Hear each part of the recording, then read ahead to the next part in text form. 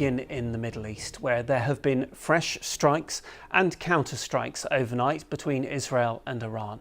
Now, in a moment, I'll show you some of the latest pictures that we've had into the BBC. But first, let me take you through the latest updates this hour.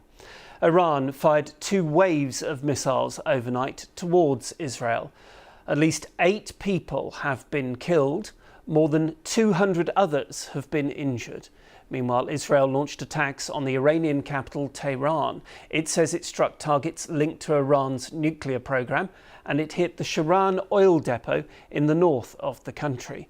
Well, let me show you some of the pictures that we've had of that fire in from Iran.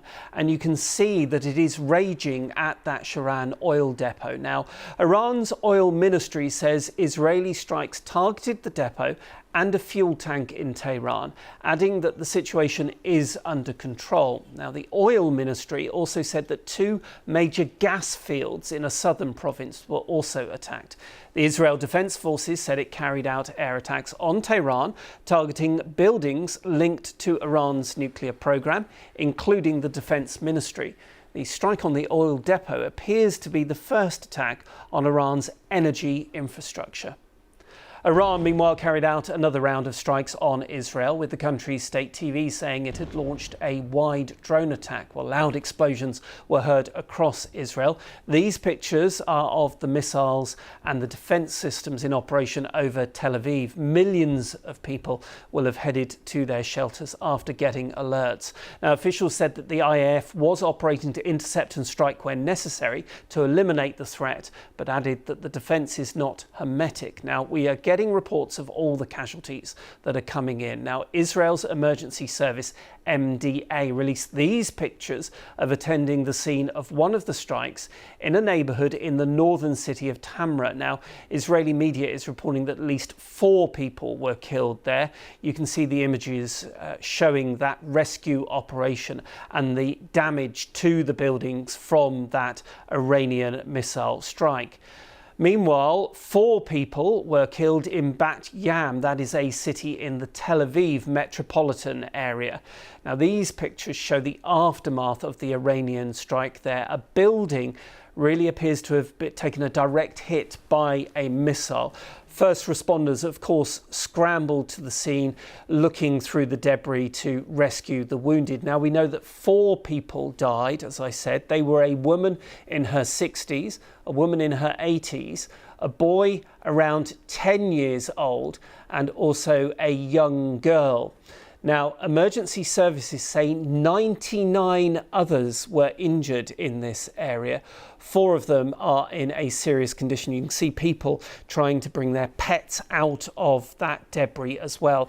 Let me take you to the live pictures now. And this is the scene there. And you can see that those buildings are been destroyed in areas. The IDF is continuing its search and rescue mission at the site. Now, local media reports say that around 20 people are currently missing. Now, earlier that number was around 35. Of course, as we were mentioning, this is a fluid situation. So as people get accounted for, it will take the emergency services a little time to know exactly how many people are missing in this debris that you can see. I can also take you to the live pictures across Tel Aviv. We're also getting a report from the Reuters news agency saying that Yemen's Houthis say they targeted Israel with several ballistic missiles in the last 24 hours in coordination with Iran. So that just coming in on the Reuters news agency.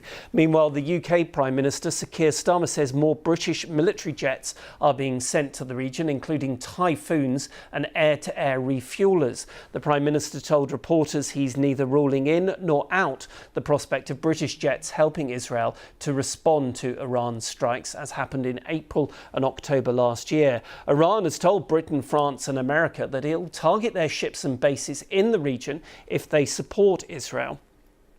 Well, in the last hour, President Trump has reacted to the latest strikes on Iran by Israel. He posted this message on Truth Social. I'll read it to you now. The US had nothing to do with the attack on Iran tonight. If we are attacked in any way, shape or form by Iran, the full strength and might of the US armed forces will come down on you at levels never seen before.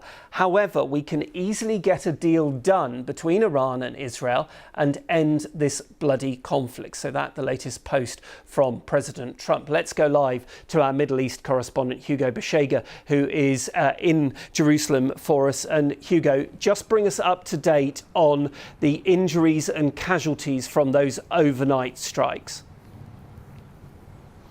Yeah, Nikki, so it was another long night of attacks, the second night of Iranian attacks across Israel. We had sirens across the country and obviously, alerting people of the threat coming from those missiles. So in the first wave of attacks, a missile hit a residential area in the town of Tamra, which is a mainly Palestinian town in the north of the country. A house partially collapsed. At least 4 people were killed there, and it seems that all the victims are women from the same family.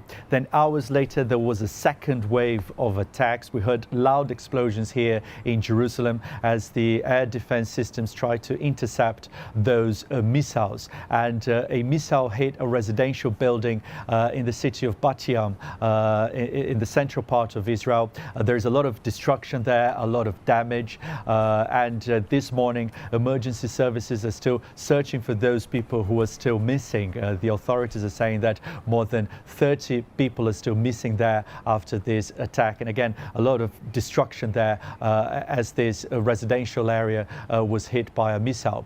Now, this followed, more Israeli airstrikes on Iran. The targets included the Defense Ministry headquarters in Tehran and also sites that Israel says are linked to the country's nuclear program, including an oil depot in what appears to be the first strike on Iran's energy infrastructure. We haven't had an update from the Iranian authorities yet in terms of casualties, but yesterday an Iranian official said more than 70 people had already been killed as a result of these Israeli airstrikes. Just seen that the President Herzog saying that it was a very sad and difficult morning. How is the fact that across Israel now they are seeing those pictures on their televisions of those buildings that have been destroyed? I know you went down to the scene of one of them yesterday. What impact is that going to have on Israelis? Well, I think, people here were, expecting that this could happen because the Israeli authorities, since the beginning of this campaign on Friday, were alerting people that they were expecting a huge Iranian response with missiles and drones. And they were telling the people to stay alert, to follow the instructions by the authorities, to seek shelter, during those attacks. Again, I think, this is the kind of the impact that this is going to have on the ground, on people in Israel as this campaign continues. And the indications from the Israeli authorities are that this is going to be a prolonged campaign. We're talking about weeks, not days. And last night, the Israeli Prime Minister Benjamin Netanyahu said that the attacks that have happened so far, the Israeli attacks, were just the beginning, were nothing compared with what would come next in Iran. So an indication that this is just the beginning. Hugo Bashega live in Jerusalem. Thank you. Well, let's speak now to Ben Zala. He's a senior lecturer in politics and international relations at Monash University and joins me live from Melbourne. Thank you very much for your time on BBC News. I wondered if I could pick up on one of the points that Hugo made there, the fact that in these latest strikes, Israel appears to be targeting the fuel operation, oil depots and other areas in Iran. That's right. They've really now broadened out the attacks beyond just what was the initial stuff on the actual nuclear program itself, hitting actual sites, and then the targeted assassinations of key personnel in the military and in the nuclear program. This is now quite a bit wider. So we've had attacks on oil and gas fields, also on airports. This appears to be trying to limit Iran's ability to respond. The Israelis always knew that the Iranians would respond, would retaliate, and they're trying to blunt that in any way they can. Do we have any idea yet of the scale of the damage that has been done across Iran, and in particular at those nuclear sites that you mentioned? So it is still early days, and it's probably going to take some time before we have a very accurate picture. But we have some idea. I was just looking at some of the updated satellite images this morning, and these were mainly of the Natanz enrichment facility, which has both an underground and an above ground aspect to it. We don't really know anything about the damage to the underground facility, but the above ground facility appears to have been very extensively damaged. There are buildings that are just no longer there. There are structures that are completely obliterated. This will really have put the program back by some margin. And what do you think the impact is going to be on normal Iranians? The fact that oil depots have been hit, that might also have an impact on the fact that they could even get petrol and other supplies. That's right. The impact will go well beyond just the military's ability to move assets around and respond to these Israeli attacks. At some point, there will be this will be felt fairly widely in the Iranian population. That may also be part of Israel's calculation here. It does appear, certainly as part of the official statements, even Benjamin Netanyahu's press conference that he gave when the initial attack was underway, he has been making statements, and other officials have been making statements that are calling for the Iranian population to rise up against their own government.